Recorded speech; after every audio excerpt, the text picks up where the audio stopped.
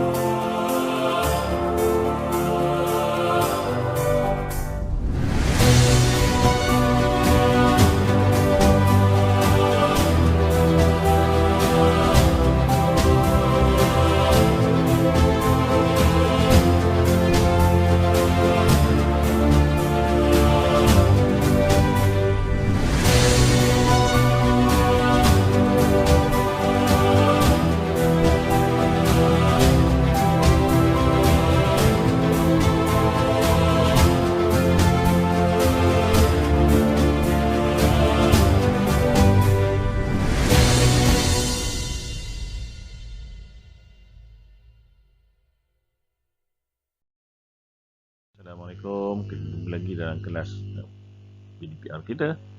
Okey, jadi kita pergi kepada topik yang seterusnya, iaitu penyelesaian masalah untuk tajuk sukatan dan juga ukuran. Okey, jadi penyelesaian masalah melibatkan ukuran dan juga sukatan dalam kehidupan harian. Okey, jadi kita lihat di sini untuk situasi yang pertama, Asri membuat 3 jenis litar. Berapakah jumlah panjang wayar yang digunakan bagi ketiga-tiga litar? Okay, bagi ketiga-tiga litar. Okey, jadi kita tengok sini. Fahami soalan. Okey, fahami soalan dulu. Fahami soalan, panjang wayar litar. Okey, jadi panjang wayar litar adalah, kita lihat jadual di sini ya.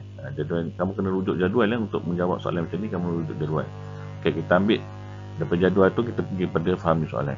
Okey, panjang wayar litar A 28 cm, 7 mm, B 29 cm, 8 mm dan C 32 cm, 6 mm. Kira jumlah panjang wayar. Okey. Kemudian ini dia punya maklumat dia yang diberi, yang diberi. Soalan dia adalah apa yang dia nak adalah dia nak kira jumlah panjang wayar. Okey, jadi apa cara yang kita nak fikir, iaitu operasi tambah. Kenapa tambah? Sebab ada perkataan jumlah. Jumlah ini merujuk kepada operasi tambah. Itu yang kamu kena ingatlah, yang kamu kena fahamkan betul-betul. Jadi operasi tambah dia samalah, tambah macam ni, tak ada masalah. Okey, kemudian kita selesaikan, kita guna tambah. Okey, gini kita selesaikan, kita buat pengiraan tambah dan kita akan dapat jawapan dia adalah 91 cm 1 mm. Okey, untuk yang ni sekiranya kita tak puas hati, kita dah kira kita tak puas hati, kita boleh menyemak. Ini cara menyemak dia lah. Okey, menyemak dia mesti berlawanan daripada cara pengiraan kita.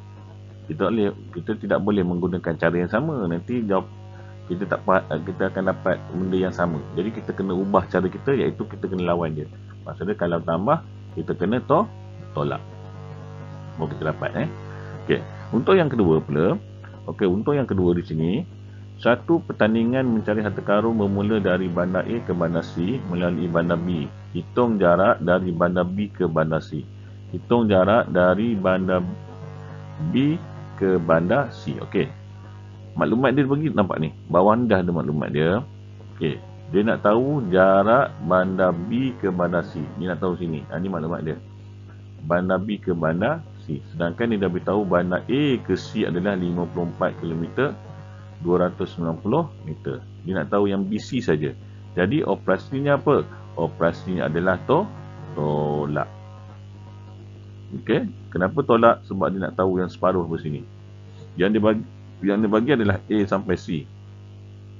Yang dia nak tahu tengah-tengah dia ni. Bukan tengah-tengah lah, maksud B dengan C. Jadi sebab tu kena guna operasi tolak. Jadi kita guna operasi tolak.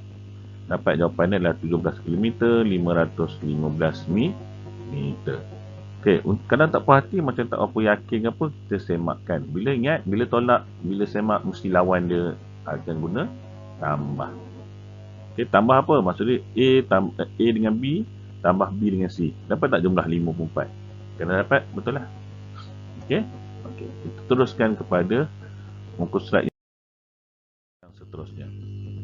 Okey, Profesor Faizal berjaya mencipta minuman herba dengan menambah isi padu 3 jenis larutan herba berjumlah 1430 ml. Berpandukan jadual larutan manakah yang digunakan. Okey, untuk yang ini, kalau kamu lihat pada buku teks ini namanya dia guna cuba jaya. Cuba jaya maksud dia, kita tak ada satu, kita ada banyak pilihan.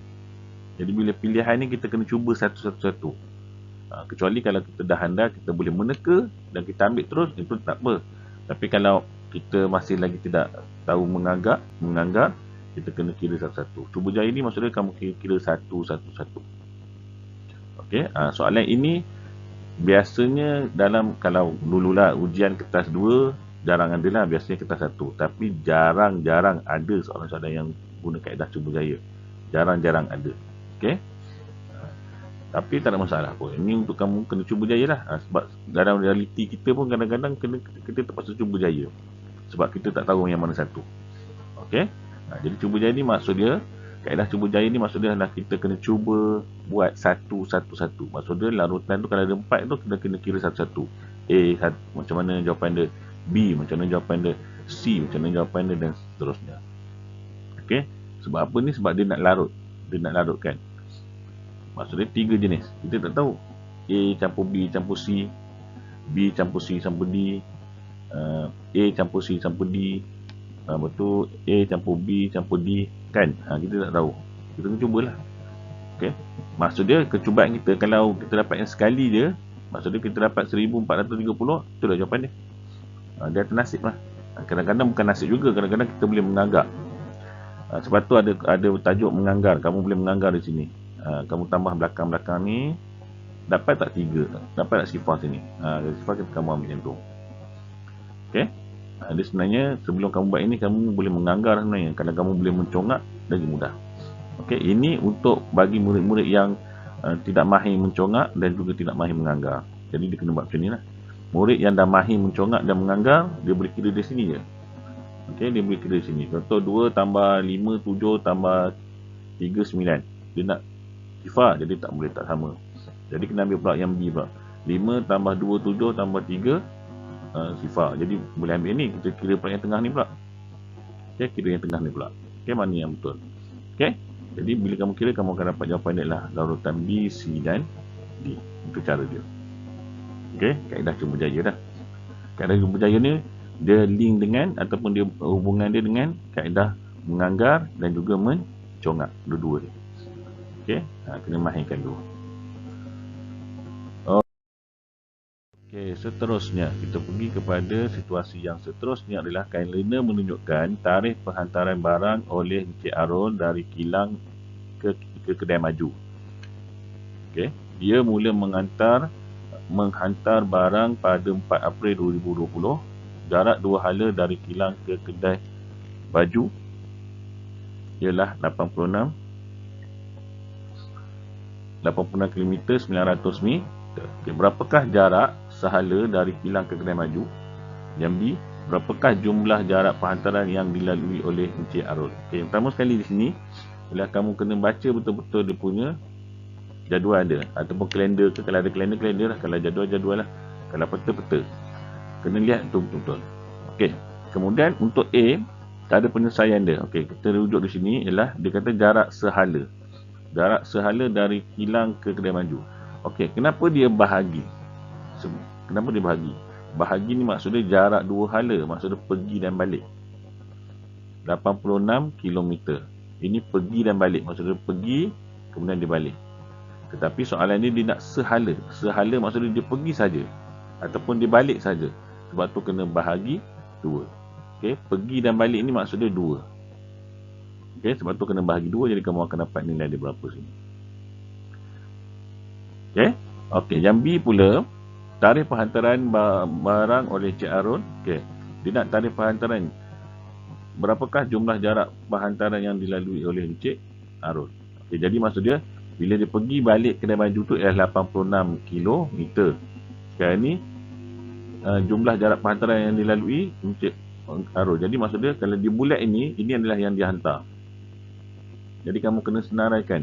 Bermula daripada 4, dan 1, 2, 3, 4, 5, 6 dan 7. Nampak 7 hari ni. Maksud 7 hari dia pergi balik. Jadi 7 hari maksud dia 1 hari. Kenapa 1 hari? 1 hari tu maksud dia jarak 2 hala. Dia pergi dan balik tu dikira 1 hari.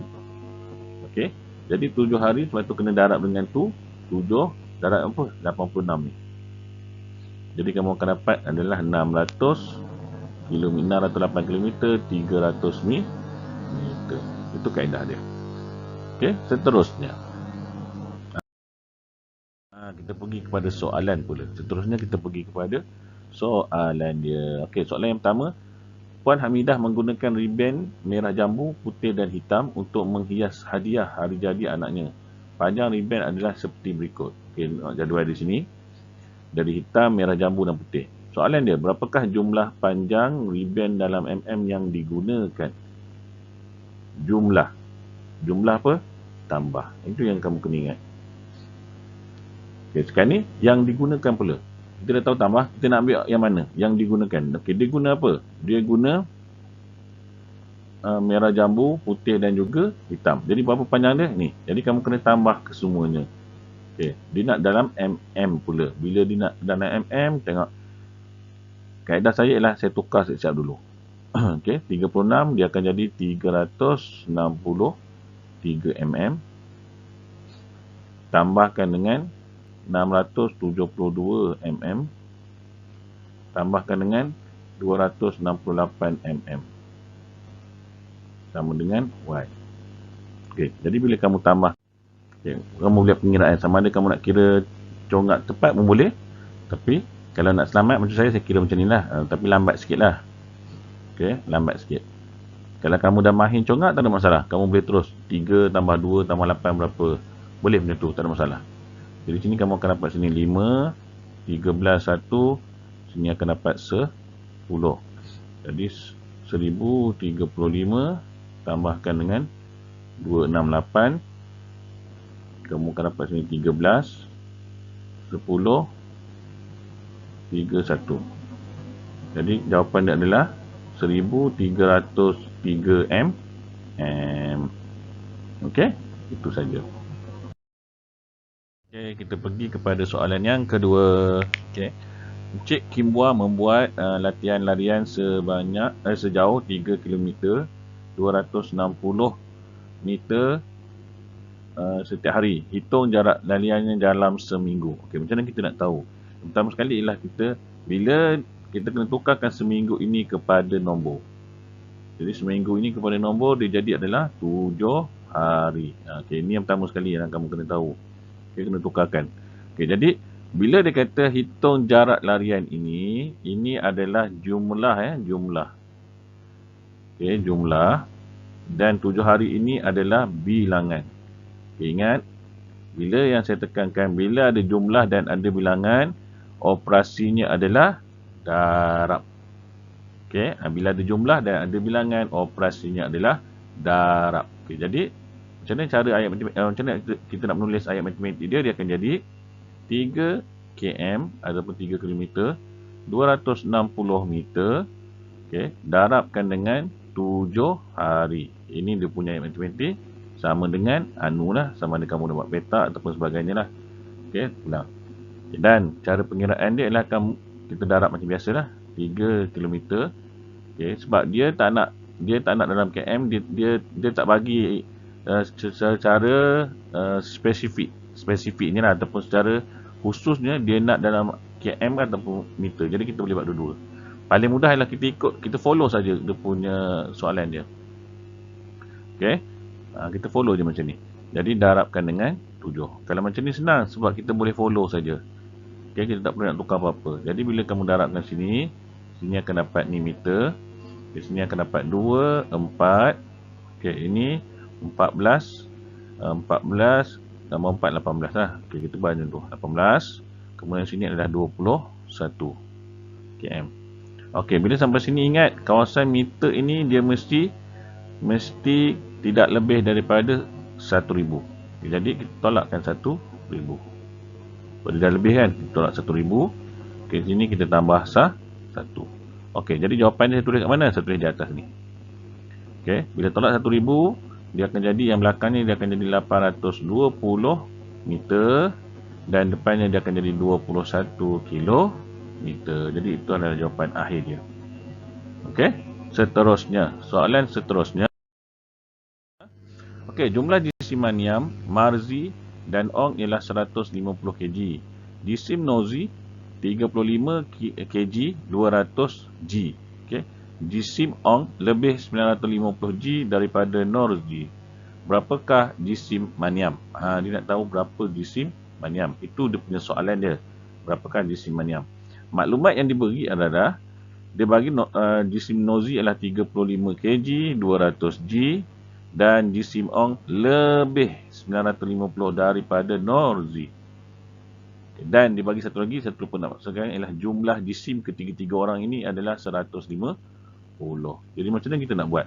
Pertama sekali ialah kita kena cari dulu nilai dua orang ini. Okey, kena cari dulu. Sebab dia dah beritahu, Nozi dia dah beritahu. Ong ni dia beritahu secara umum, dia tak beritahu secara detail. Jadi kita kena dapatkan Ong ni dulu. Jadi bila dia kata Ong ni lebih operasi apa? Lebih adalah operasi tambah. Jadi untuk permulaan kita selesaikan yang Ong dulu. Jadi Ong lebih daripada Nozi. Jadi kita buat macam ni. 35 kg 200 G, okay, tambahkan dengan 950 G sama dengan anu lah. Okay. Jadi bila kita tambahkan, kita akan dapat sini jawapan adalah 36 kg 150 G. Okay. Boleh faham? Ini saya buat cepat terus lah. Kalau kamu tambah ni, dah akan jadi 1150. 1000 itu kita pindahkan di sebelah sini, dia akan jadi 1. Okay, 36. Okay, ini adalah Ong punya. Sekarang ni yang kita nak tahu, ini adalah Norzi punya. Sekarang ni kita nak tahu Norzi. Yang ini kita nak tahu berapa jisim maniam. Jumlah dia dah bagi. Jumlah tiga-tiga orang tu adalah 150. Jadi, apa kita nak buat ialah kita kena tolak. Kita kena tolak yang Nozi dan kita kena tolak yang Ong punya. Jadi, ayat matematik dia akan jadi macam ni lah. 150, dia ada dua cara lah. Okay. Tolakkan dengan 35 kg 200 G. Oh, sekejap. Saya padam semua. Tak muat. Saya tulis bawah ni lah. Okay, jadi ayat matematik dia akan jadi macam ni. 150 kg tolakkan dengan 35 Nozi punya dulu. 200 G tolakkan dengan 36 kg 150 G sama dengan anu. Okey. Okey, yang keduanya, cara yang kedua sama juga sebab yang matematik ni saya tulis ini yang pertama lah. Okey, yang pertama kamu tolak-tolak. Yang kedua adalah ada lain sikit. Konsep dia sama, cuma cara pengiraan dia lain sikit. Dia kan jadi macam ni 150 kg tolak dalam kurungan 35 kg 200 G tambah, minta maaf tulisan buruk sikit, 36 kg 150 G. Dia main ada kurungan sedikit. Nampaklah macam kemas lah konon-kononnya, tapi sebenarnya sama je. Kamu buat yang atas ni pun tak ada masalah, jawapan dia tak akan jadi sama. Okay, cuma nampaknya macam bezanya. Jadi nampak macam biasa-biasa, ini macam nampak macam profesional, luar biasa sikit kononnya. Tapi hakikatnya kita bukan pandang yang tu, kita nak pandang pada hujungnya nanti. Yang penting jawapan dia sama. Tapi dari segi penerangan senang, yang atas nombor 1. Yang 2 ni susah sikit nak terang. Memang nampak cantik tapi nak terang susah sikit. Okey, jadi ni bila kamu kira-kira itu, kamu akan dapat jawapan dia adalah okey. Bila kamu kira dua-dua ini, kamu akan dapat jumlah dia adalah 78 kg dan 650 gram. Okey, jadi itulah jawapan dia. Boleh? Okey, seterusnya. Okey, yang terakhir, soalan yang terakhir, isi padu cecair. Okey. Dia bagi sini isi padu air di dalam bekas P kurang 365 ml daripada bekas Q, manakala isi padu air di dalam bekas Q ialah 1 liter 70 ml. Soalan dia, air di dalam bekas Q dituang sama banyak ke dalam 2 biji cawan. Berapakah isi padu air di dalam sebiji cawan? Nampak ni soalan kebat. Okey, soalan kebat air di dalam bekas Q dituang sama banyak ke dalam 2 biji cawan. Berapakah isi padu air di dalam sebiji cawan? Okey, jadi macam mana kita nak buat? Okey, pertama sekali ialah kita kena pasti. Untuk Q dia dah selesai dah. Untuk Q, dia kata isi padu air di dalam bekas Q ialah 1 liter 70 ml. Sekarang ni bila dia kata dituang sama banyak ni operasi apa? Operasi apa? Operasi bahagi. Okey, operasi bahagi. Jadi kamu bahagikan dia. Okey, dia nak dalam apa? Dia tak kisah. Jadi mula-mula sekali paling mudah ialah kita tukar dia kepada ml dulu. Sebab kalau tukar per liter, kamu dia akan dapat perpuluhan. Okey, perpuluhan, kamu dah masuk perpuluhan tapi tak mendalam. Jadi saya biarkan dulu, kita buat cara yang mudah dulu. Jadi kita tukarkan dia kepada ml, dia akan jadi 1070 ml. Okey, ini bila kamu tukarkan dia. 1 liter 70 ml, dia jadi 1070 ml. Kita senangkan. Kemudian dia bagi sama banyak. Sama banyak ialah bahagi. Jadi kita boleh buat macam ni lah. Dia akan jadi 1070 ml bahagi 2. Okey, jadi jawapan dia bila kamu bahagikan, kamu boleh buat bentuk bahagi macam ni lah. 2 1070 ml. Bila macam ini tak ada masalah. Okey, kamu bahagian terus. Ni akan dapat 5. Sini akan dapat 10. Tolakkan dia akan jadi sifar-sifar. 7 turun bawah. Okey, 7 turun bawah. Sini 3.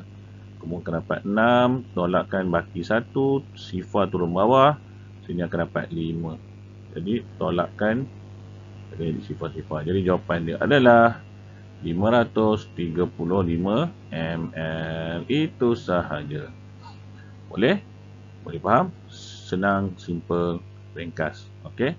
Jadi itu sahaja perkongsian saya untuk hari ini. Semoga dapat memberi manfaat kepada kamu semua. Kita jumpa lagi dalam kelas yang akan datang. Selamat belajar, selamat berusaha. Terima kasih. Bye.